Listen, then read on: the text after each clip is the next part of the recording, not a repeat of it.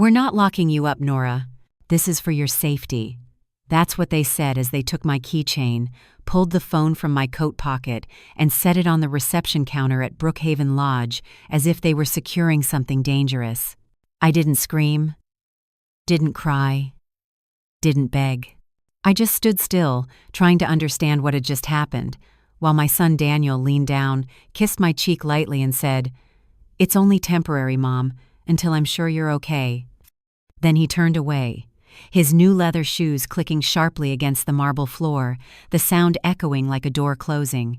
I counted in my head 10 minutes, 15, then 25 before turning to the girl behind the desk, her lips painted red, her name tag reading Kendra, nursing intern.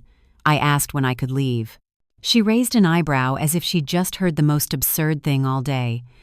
"Mrs. Whitfield, you've been checked in. You're a resident now." "I didn't sign anything," I said, my voice trembling slightly. She smiled the way young people do when they think they're being kind. "Your son signed. He has power of attorney." I didn't cry. Not then. They took me up to room 217. The door paint was chipped, the handle was stiff, and it needed a hard jerk to open. The bed was made so tightly that I could snap my fingers and the sheets wouldn't budge. The closet was half empty, and a few old clothes hung neatly, missing the wool scarf I wrapped around my neck every morning. On the window ledge sat the jade-glazed teapot Daniel had brought. "So it feels like home," he'd said. But this wasn't home.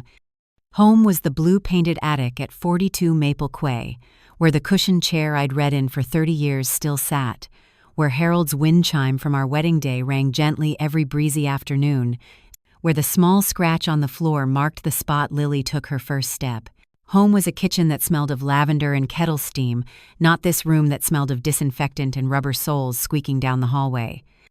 I sat on the edge of the bed, hands still shaking, listening to the door click shut behind me. There was no lock, but I knew I'd just been locked in. Kendra brought a clipboard over, her voice softening. "Don't worry, you'll get used to it. It's very safe here." I smiled faintly, feeling the corners of my lips crack. "Safe for whom, dear?" She didn't answer. The ceiling light reflected off my glasses, making my eyes look like two pieces of frosted glass. That night I didn't sleep.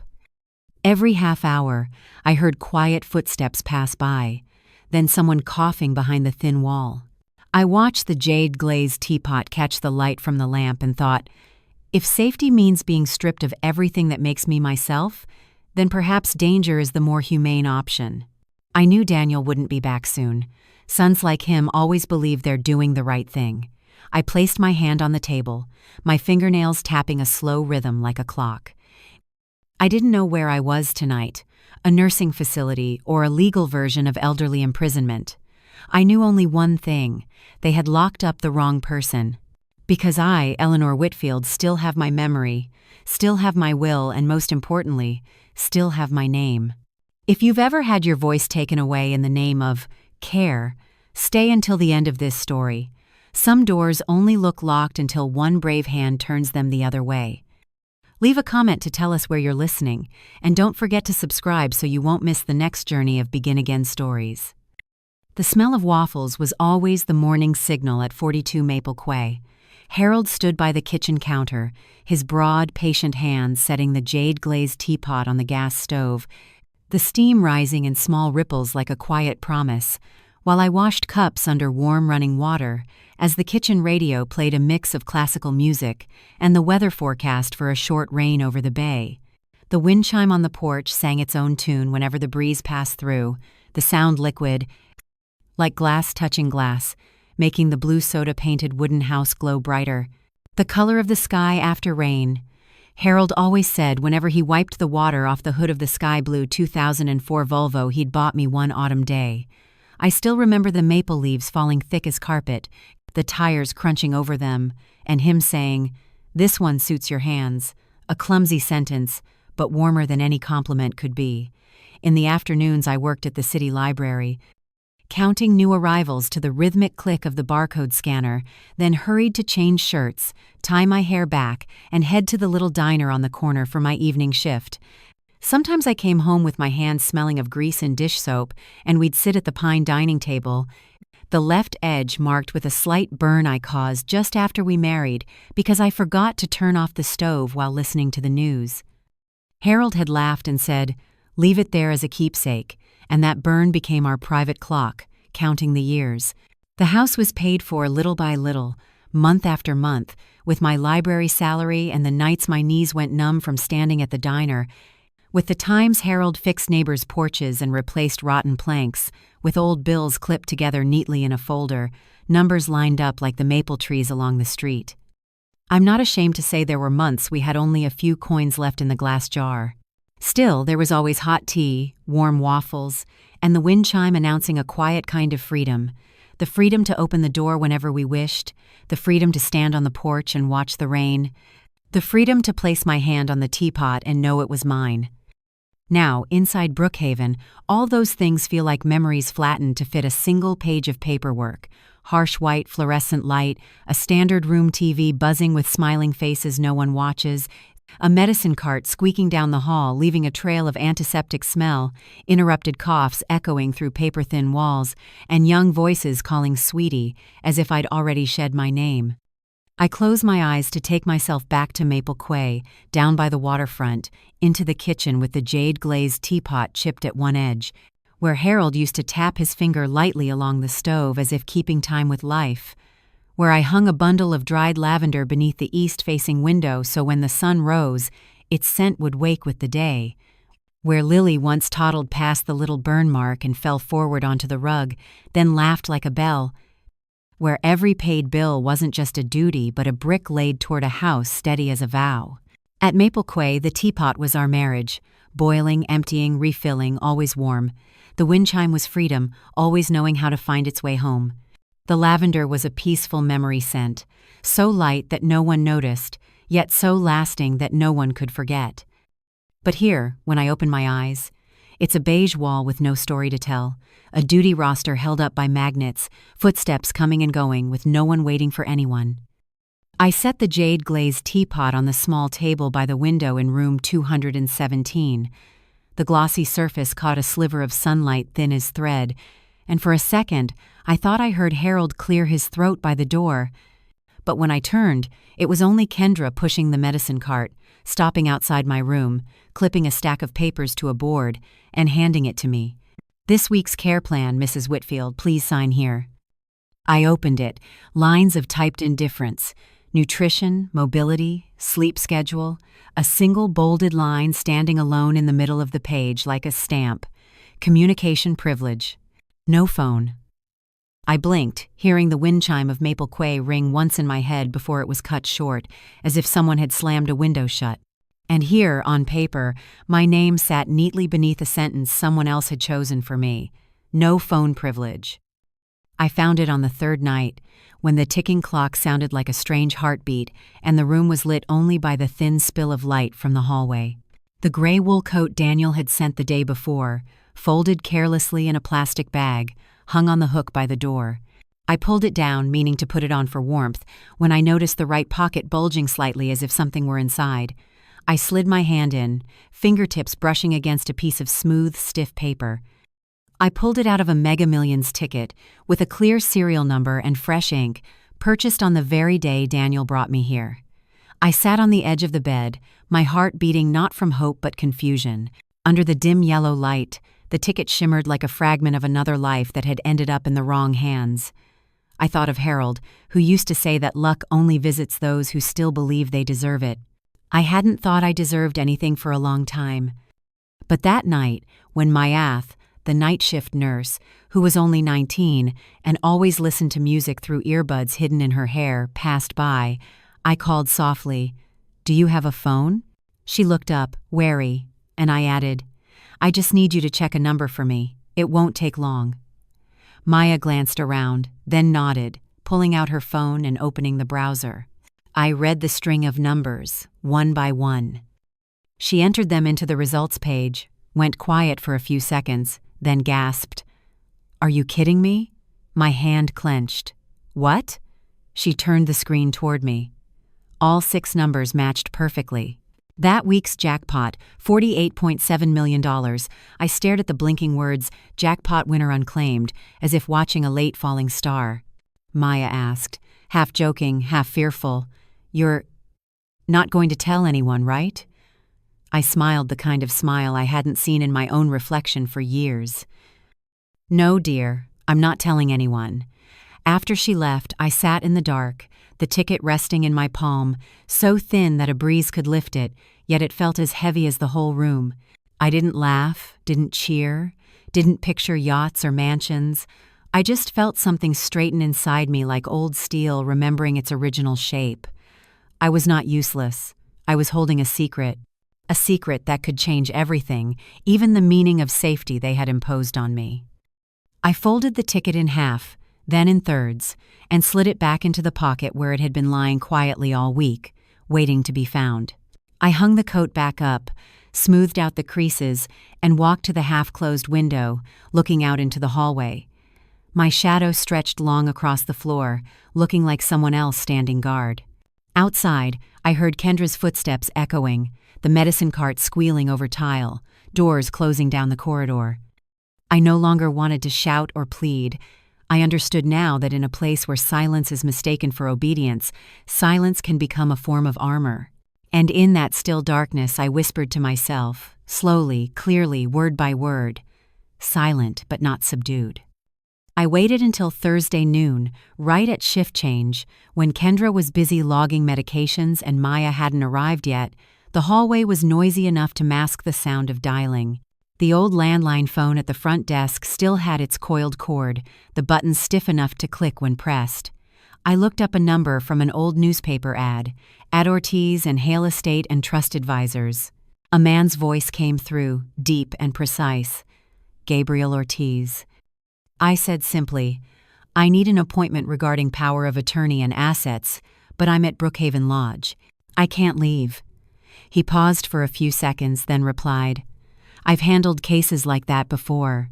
I'll come, but I can't enter as an attorney." "Who will you pretend to be?" "A pastoral counselor," he said, calm but firm. "People respect clergy. No one asks questions."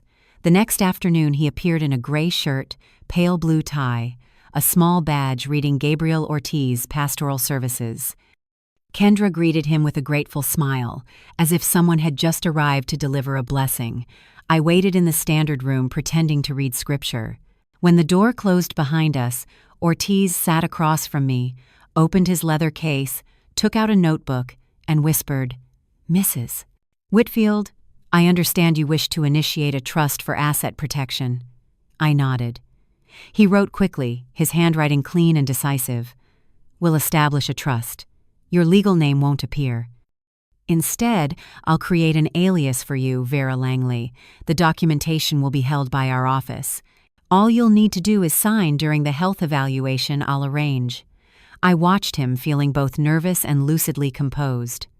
"And the distribution?" Ortiz pulled out another template and said, "The majority of the assets, $10 million, will go into the trust for your granddaughter Lily, education, housing, and health care. The rest will remain in a private account, under the alias Vera Langley. No one will have access." He looked up. "You'll still have full signing authority, requiring only a competency certification. I'll handle the physician verification." I felt my blood move more slowly, every tap of his pen like an offbeat pulse under perfect control. "A safe deposit box," he continued. "Downtown, dual lock. Only you, or whoever you appoint, can access it." I asked, "How will I get there without being noticed?" Ortiz smiled. "We collaborate with a medical transport service. I'll schedule a vehicle for next Tuesday labeled as a patient checkup. They'll think you're going for a cardiology visit. On paper, it's valid." I glanced toward the door. The hallway was empty, the air conditioner humming softly. "And after I sign, I'll return everything to the box, lock it, and seal the record. The entire process will be complete within 72 hours. No one here nor in your family will know." He gathered the papers, careful as a conductor aligning his sheet music. In that brief silence, I looked at this stranger and saw something I thought I'd forgotten. Respect. Not pity, not sympathy. Respect. He closed his pen, then asked softly, "One last question, Mrs. Whitfield. Would you like to allocate anything to your son?" I met his eyes, my voice steady, quiet, but sharper than tempered steel. "I want to leave it to whoever still sees me as a person." That afternoon, sunlight poured through the visiting room windows, turning the air a falsely golden hue, as if someone had tried to stage a scene of family happiness with lighting instead of emotion. On the table sat a plate of butter cookies that my daughter-in-law, Tessa, had placed down with exaggerated gentleness. "I remember you like these, Mom," she said, her hands folded together like an actress rehearsing for the role of the dutiful daughter-in-law. I just looked at her, saying nothing. Daniel sat beside her, shirt buttoned tight, fingers twisting his wedding ring, his polite smile more suited to a business negotiation than a visit to his mother. "Mom," he began, "I think we should discuss something practical. The property values around Maple Key are increasing rapidly. Maybe it's time we—" I cut him off, my tone calm but slicing clean through his words like paper under a blade. "I'm not dead, Daniel, and this is still my life." The room went silent. Tessa froze, her mouth still shaped around the word sell that hadn't yet escaped. Daniel gave a nervous laugh. "I didn't mean it that way. I just thought, well, if we wait too long, the property taxes will—" "I've paid taxes for 40 years, I said, my eyes fixed on his face. "And now you've just learned how to sign your name, and you're worried on my behalf?" Tessa shifted in her seat, folding her hands on her lap, her voice soft. "We just want you to have a better environment, somewhere safer." I looked around the beige room, taking in the lingering smell of disinfectant and the framed prints hanging there for show. "If this is safety, I'll take danger." Daniel leaned forward, his voice dropping.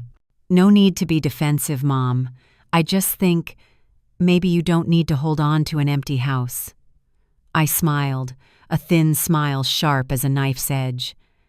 "Just as I don't need anyone teaching me how to live." He fell silent, then tried to recover his footing. "The Volvo, you're not driving anymore, so I took it in for maintenance. It's easier if I keep it, for now." I tilted my head, eyes never leaving his. "Maintenance or appropriation?" He gave a dry laugh, his hands tightening on his knees. I leaned forward, lowering my voice just enough for Tessa to hear and for Daniel to stop breathing. When people think they've taken everything, they often forget to check the pockets. His brow furrowed. "Pockets?" I placed my hand on the table, speaking slowly. "I found something in there, a reminder that what's mine is still mine." The air shifted instantly. Daniel froze, his smile stiffening. I saw the flicker in his eye, the glint of someone suddenly aware he might be losing control. Tessa looked at him, confused. "Is something wrong?" Daniel shook his head too quickly, almost clumsily. "No, nothing," he muttered, then stood up with a forced sigh. "All right, Mom, get some rest. I just wanted to have a reasonable conversation." I leaned back in my chair, serene. "You can call it reasonable. I call it strategic greed." He said nothing, only murmured, "I'll be going now, Mom," before turning away. I watched him, noticing his shoulders drawn tight as if about to snap, while Tessa followed behind, the cookie tray untouched. When the door closed, the hinge made a cold metallic sound like a lock turning. I placed both hands on the table, feeling my heartbeat slow but steady. There had been something in Daniel's expression just before he turned away, a mix of suspicion and fear, as though he'd realized there was something in this game he no longer controlled. And I knew that look, drained of color, was the beginning of a justice he would never see coming. I learned to live inside Brookhaven with the same instinct people use to survive in the wild. Quiet, watchful, remembering, no resistance, no complaints. When they gave me the wrong medication, I smiled. When they called me sweetie in that drawn-out tone as if I were 5 years old, I simply nodded.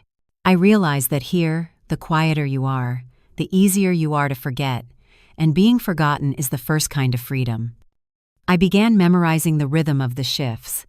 Kendra always left the nurse's station at 9:15 to smoke on the porch. Maya worked the night shift until 7 in the morning, her pink headphones always on. and Lang, the administrator, appeared every Tuesday afternoon for resident wellness rounds, which really meant checking records and counting heads. I learned how to walk without casting a shadow on the wall, discovered that the camera in the second-floor hallway was broken, and that the alarm at the side door delayed 3 seconds before sounding. I came to know who forgot to distribute meds, who hid bottles of liquor in the laundry cart, and who falsified patient charts to earn a productivity bonus. Not to expose them, but to know who I was living among. Agnes Cole, 90 years old, nearly blind, always sat at the dining table near the window, her voice barely more than breath. "Your eyes are quiet. People with eyes like that see more than they say." I asked, "How do you know?" She smiled, her thin lips trembling. "Because I once had eyes like that." From then on, whenever someone passed by, I learned to see the way Agnes did not touch, not reacting, only observing. I noticed Kendra kept the key to the records room in her coat pocket. Maya always left her phone charging at the front desk, and Mr. Lang, with his pre-pasted customer service smile, had his name printed on the donation board for the staff tennis court fund. These few tiny lines gleamed like a knife's edge against the beige wall. I understood then. This place wasn't built for healing, but for smooth operation through habit and obedience. And if I wanted to escape, I had to make them forget I existed. I began changing the way I walked, the rhythm of my breathing, and even the way I smiled, shorter, softer, and more even. One evening, while folding blankets, I heard the public phone at the end of the hallway ring. The sound was out of place, like a bird trapped in an iron cage. Kendra lazily picked up and called out, "Mrs. Whitfield, it's your son." I walked over, wiping the cold sweat from my palm. She handed me the receiver. Daniel's voice came through, but it was different from the steady confidence from before. "Hi, Mom. I just wanted to check if you're all right. I know I might have said too much last week. The house is still fine." His voice wavered, each word feeling its way through fog. I stayed silent, letting his breathing fill the space. I also went through some things at home. Maybe you left something behind." I replied evenly, "There's nothing I left behind. Everything of mine is still where it belongs." The line went quiet for a few seconds. When Daniel spoke again, his tone had softened, cautious now. "All right then. I just wanted to be sure you're not worried." I smiled faintly, though he couldn't see it. "Worried? Son, I've never been this calm." When I hung up, the hallway light caught my reflection in the glass door. My eyes no longer trembled. Daniel had heard the change in my voice, though he couldn't understand where it came from. He thought I was weak. He was wrong. And when those who believe they've locked you away begin to feel uneasy, it means the cage has already started to crack. The following Tuesday, exactly at 4:10 p.m., a black Mercedes glided smoothly down the narrow road leading to 42 Maple Quaith, the house where I had watered lavender for 30 summers, now labeled as a property pending review. The driver stepped out, wearing a gray coat, and held a plain white envelope with no logo, only the recipients' names, Daniel Whitfield and Mrs. Tessa Whitfield. Inside was a neatly printed letter on thick paper in dark blue ink, Riverside Holdings Estate Acquisition Proposal. The opening line was as clean as a scissor cut. Our client has expressed special interest in the property located at 42 Maple Quay. We are prepared to offer $1.15 million in cash, with an expedited transaction within 14 days of signing the preliminary agreement. All information will be handled with the utmost confidentiality. The contact number at the bottom, routed through Ortiz's office, made it the perfect bait. Sweet, swift, and so legally polished that a greedy man would find it hard to doubt. 2 hours later, the public phone at Brookhaven rang again. This time, it wasn't Daniel, it was Lily. Her voice was low, urgent, trembling under the weight of calmness.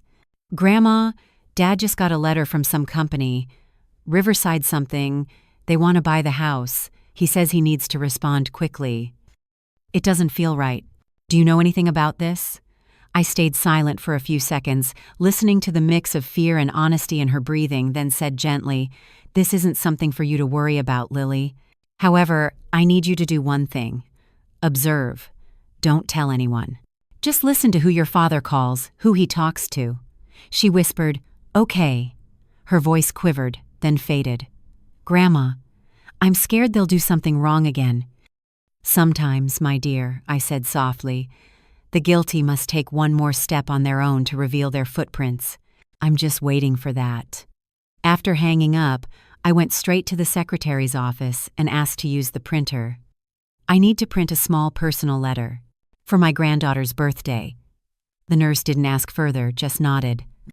I opened the template Ortiz had sent, changed the header to whom it may concern, and began typing, slow and deliberate.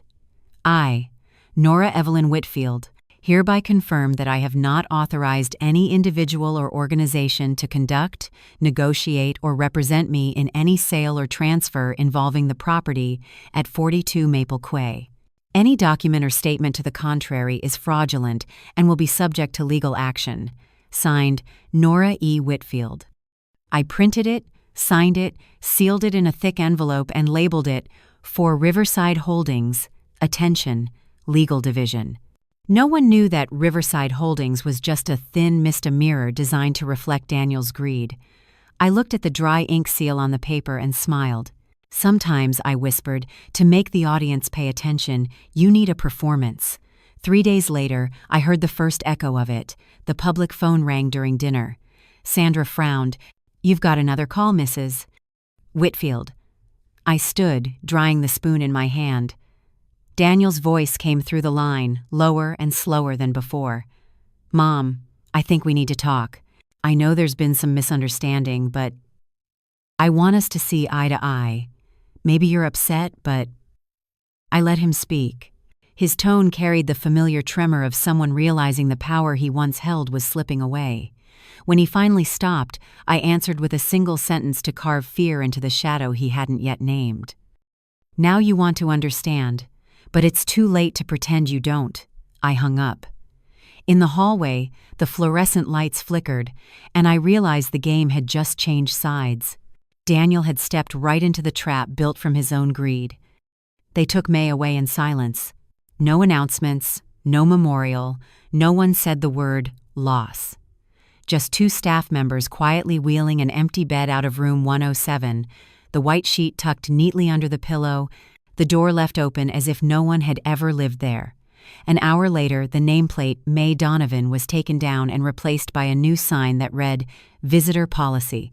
Inside, new sheets, a fresh cup, the sharp smell of disinfectant rising as if to scrub away the memory of a lifetime.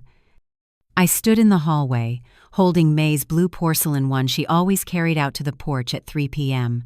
We used to sit there, listening to the faint static of the radio, and she would tell me stories about her years as a librarian on Salem Street, about how she remembered every shelf by the scent of old paper.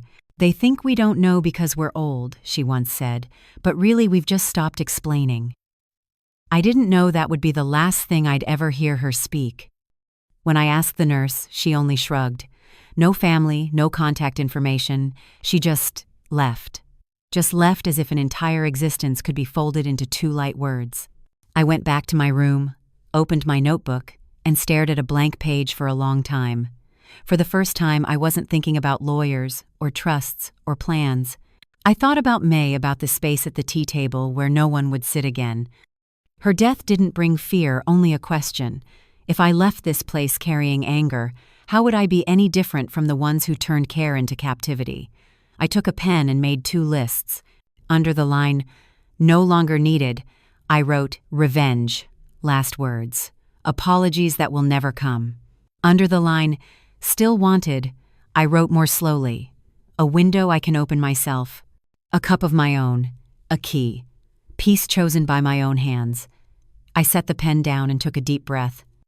Inside me, for the first time, wasn't fire, it was warmth. I realized that true justice isn't making others fall, it's standing up without needing them. The next morning, Ortiz called. His assistant said there was news from the court and asked to confirm Thursday's appointment. I looked toward the window, where morning light streamed through, thin but real. "Tell him," I said, "I'd like to postpone a week." "May I ask why?" the assistant asked, sounding surprised. I smiled softly. "Because sometimes, before you win, you have to learn how to listen to your own heart." I hung up. Outside, room 107 remained open, a quiet reminder that what disappears isn't always a loss. Sometimes, it's the space left behind that allows the living to remember what they're walking toward. On Monday morning, Ortiz called. His voice was clear, without a single wasted beat. "Everything is ready. The petition to revoke the power of attorney has been drafted, and the court has confirmed the review date. I've also attached the latest medical file. Your cognitive capacity is fully certified, no signs of impairment." I listened, my heart calm as still water before a storm. After months of quiet maneuvering in the shadows, everything was about to step into the light. No more secrets, no more aliases, only truth. That afternoon, I took a large envelope made of thick, cream-colored paper with a sealable flap. I placed 3 things inside: a copy of the trust under the name Lily Whitfield, a photograph of Harold and me standing on the Maple Quay porch in 1969, when his hair was still dark, his hands still steady, and his eyes still believed in the world, and finally, a 4-page handwritten letter, written in the practice script I'd used back when I worked at the library. I didn't reread it, but I knew it carried everything I'd never said aloud. If one day you ever feel the world trying to silence you, remember that your grandmother once survived by using her own voice. I wrote Lily's name on the envelope and handed it to the morning nurse. "Send it today, not tomorrow." She nodded, no questions asked. In the afternoon, I stopped by Agnes's room and found her fingering her rosary beads in the sunset light. I sat beside her, held her hand, and slipped a folded paper under her faded floral pillow. "What's this?" she asked. "A name," I said, "of someone who will help you if one day they take something else away." She smiled, her clouded eyes shining with a strange clarity. "People with quiet eyes like yours," she whispered, "rarely say more than they mean." I said nothing, just touched her shoulder gently and left. The night before the hearing, I brewed tea in the jade-glazed pot Harold had bought years ago at the Santa Cruz market, not for comfort but for clarity. The scent filled the room, light, clean, like a memory washed free of anger. I sat by the window, watching the hallway light cast a soft yellow glow on the wall, thinking of how many years I had lived in silence, and realizing that tomorrow, that silence would have a voice. At precisely 10 p.m., the public phone rang. It was Ortiz. "New development," he said quickly. "Tessa just filed an off-market listing for the Maple Quay house. They're attempting a private sale, no brokerage. But I've already filed an emergency injunction with the court." I closed my eyes, my breathing steady. "Thank you, Gabriel," he replied. "I've seen many people lose everything, but few stand back up with dignity like you have. Tomorrow, they'll have to call you by your real name again." I smiled, looking at the teacup still steaming. "I don't need them to say my name," I said softly. "I just need it not to be forgotten." And as the night wind slipped through the window frame, I knew tomorrow Nora Whitfield would return, not as someone wounded, but as someone who had reclaimed the right to exist. The courtroom was lit by a flat, cold light, as if justice were only allowed to exist in sterile white. The old wooden benches creaked whenever someone shifted their feet. On the wall, a round clock ticked with merciless precision. I sat in the front row beside Ortiz, my old gray coat folded across my knees, my hands neatly resting on my lap. Judge Everett entered, a silver-haired woman with the steady eyes of someone who had heard too many excuses and too little truth. She nodded once. "Begin." Ortiz rose, his tone calm but burning underneath. "Your Honor, my client, Mrs. Nora Whitfield, was placed under a power of attorney without consent and without signing any valid document. We have submitted evidence of property transactions and the attempted illegal sale of the residence at 42 Maple Quay. Bank records also indicate withdrawals from joint accounts without Mrs. Whitfield's authorized signature." He set a neat stack of papers before the judge. The white sheets might have looked ordinary, but to me, each one was a breath returned. Everett nodded, flipping through them quickly. "Response from the other side?" Daniel's lawyer stood, trying to keep his composure. My client acted out of concern, not exploitation. Mrs. Whitfield has shown signs of cognitive decline and— I lifted my head. I request permission to speak. My voice was steady enough that even the clerk stopped typing. Everett nodded. Go ahead, Mrs. Whitfield. I stood, my hands still clasped before me. I wasn't asked. I was informed. The room fell silent. They said safety, but they never said freedom. They took my keys, my phone, and my name off the papers. I didn't sign. Not a thing. I looked directly at Daniel. He lowered his head, his lips pressed tight. Ortiz passed another folder forward.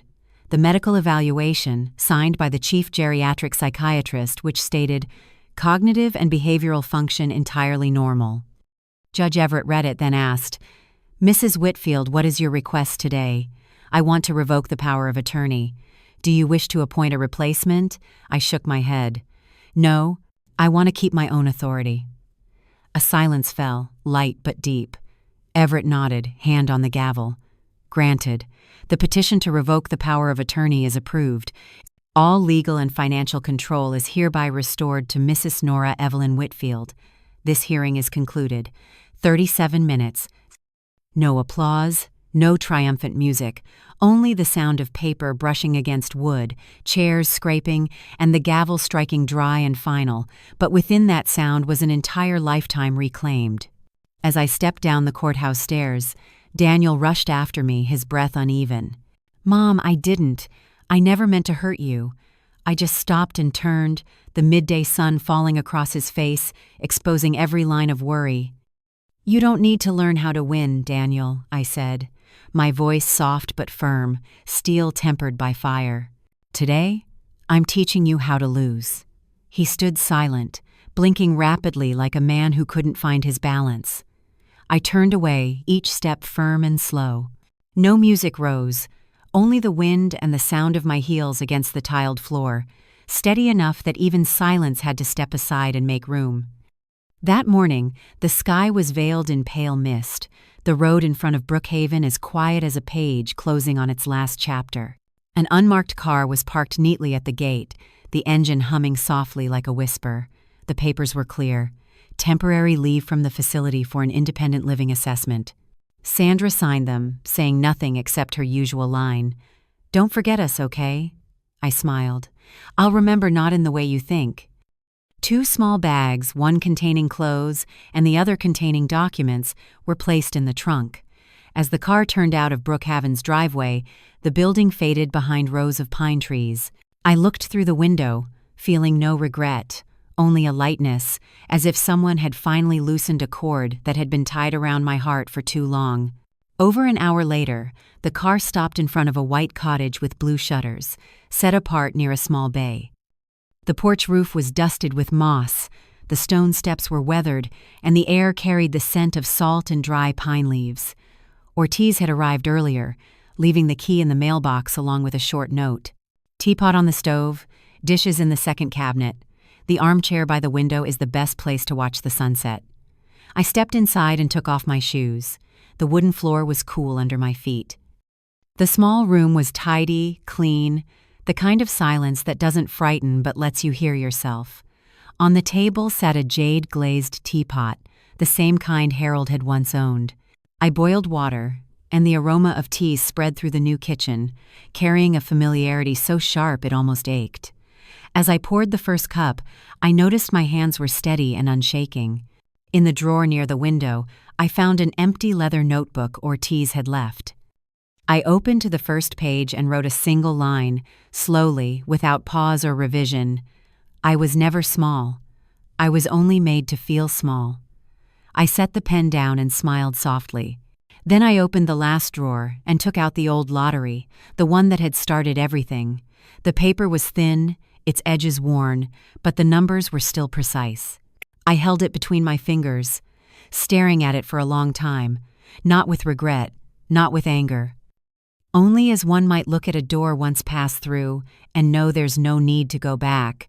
I tore it into small pieces and let them fall into the trash like melting snow at the end of winter. Then I walked to the window and lifted the wooden latch. The first breeze rushed in, carrying the scent of the sea and the faint chime of a wind bell hanging on the porch. The sound was light, pure, but it took far, like the first breath of freedom. The first morning by the bay began with the smell of slightly burnt buttered toast. I always forget to time it, but this time I let it be. Sunlight slanted through the curtain, falling across the pale blue tablecloth, catching tiny dust motes dancing in the air. I sat at the table, sipping tea from the jade-glazed cup, listening to the distant sound of waves and the first birds of the season tapping against the eaves. The little house was so quiet that I could hear the ticking of the clock, a sound that reminded me time was still moving, but this time I was the one living inside it, not being carried along by it. The phone rang. I picked up and heard Lily's voice trembling through tears. "Grandma, I got your letter." There was the rustle of paper, then a deep inhale. "You sound different, stronger." When I read the line, "Keep your name even when they try to take it," I couldn't stop crying. I smiled, looking out the window where sunlight shimmered on the water. "Remember this, Lily," I said softly. "Strength doesn't mean not being afraid. It just means you still choose to move forward, even when your hands are shaking." We sat in silence for a while, only the sound of the waves and the wind between us. After we hung up, I didn't call Daniel, not out of resentment, but because some silences are meant to remain as a simple full stop after the last chapter, not to close it, but to let everything rest. I placed the jade-glazed teapot by the window, where the morning light reflected off its time-worn surface. Outside, the lavender swayed gently in the breeze, releasing its simple, tender scent like a greeting from a new life. I sat there, not thinking about the courthouse, the old house, or the walls that once held me. I thought only of the most straightforward truth, that at last I had chosen my own way to exist. If this story touched you, leave a comment to share where you're listening from, and subscribe to join the subsequent journeys of Begin Again stories. You are not a burden. You are not finished. And no one has the right to lock you away and call it love.